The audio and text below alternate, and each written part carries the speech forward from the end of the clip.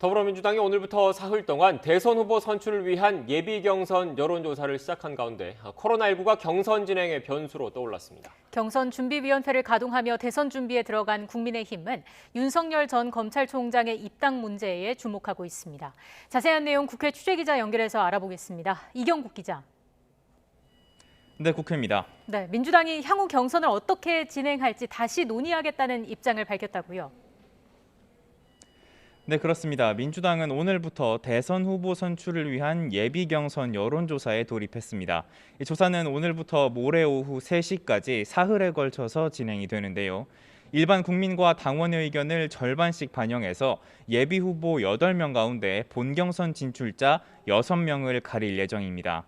이 본경선에 오른 6명은 기존 계획대로라면 다음 달부터 전국 순회 경선을 진행할 예정인데요. 오는 9월 서울에서 마지막 순회 경선을 치른 뒤 이 그간 얻은 표를 더해서 최종 후보자를 뽑는다는 계획입니다. 다만 코로나19의 거센 확산세가 변수로 떠올랐는데요. 송영길 대표는 오늘 아침 회의에서 모레 컷오프 결과가 확정이 되면 방역 상황을 점검해 어떻게 경선을 진행할지 긴밀히 논의하겠다고 밝혔습니다. 향후 경선 일정을 비대면으로 진행하는 방안도 논의 중인 것으로 전해졌는데요.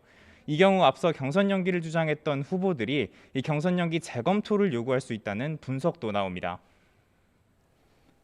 네, 야권 소식도 알아보죠. 국민의힘도 본격적인 대선 준비 체제를 가동하죠. 네, 그렇습니다. 오늘 국민의힘 대선 경선준비위원회가 첫 회의를 열었습니다. 본격적인 대선 준비에 돌입한 건데요. 이준석 대표는 비빔밥 고명같이 다양한 후보들을 국민께 선보일 수 있게 해달라고 당부했습니다. 위원회는 이 예비 후보 등록 자격 요건과 향후 컷오프 일정 그리고 횟수 등을 논의하게 되는데요. 이 현행 경선 룰과 관련해서도 최고위원회의에 적극적으로 의견을 개진할 것으로 보입니다. 위원장 서병수 의원은 YTN과의 통화에서 일단 현재 경선 룰을 바꿀 필요성은 적어 보인다며 적어도 두세 차례의 컷오프를 거쳐야 할 것으로 본다고 설명했습니다. 당의 계획대로 경선 버스는 출발한다는 기조에 맞춰 당이 속도를 내는 가운데 관심은 윤석열 전 검찰총장의 입당 여부와 시기입니다. 윤 전 총장과 이준석 대표가 지난 6일 식사를 겸해 비공개 회동을 한 사실이 뒤늦게 확인이 됐는데요. 윤 전 총장이 국민의힘 권영세 의원을 만난 지 사흘 만에 회동이 이루어진 만큼 입당 관련 대화가 오갔을 가능성이 있습니다.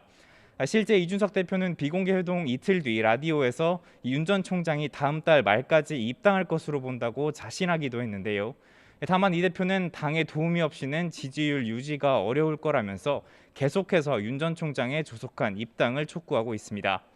반면 김종인 전 비상대책위원장은 11월 여론조사를 통한 단일화가 효과적일 거라고 밝히는 등 견해가 맞부딪히는 상황입니다. 결국 윤 전 총장의 향후 지지율 추이가 입당 여부와 시기에도 결정적으로 작용할 전망인 가운데 조만간 있을 윤 전 총장과 이준석 대표의 공개 회동에서 입당 문제가 명확히 정리될지에도 관심이 쏠리고 있습니다. 지금까지 국회에서 전해드렸습니다.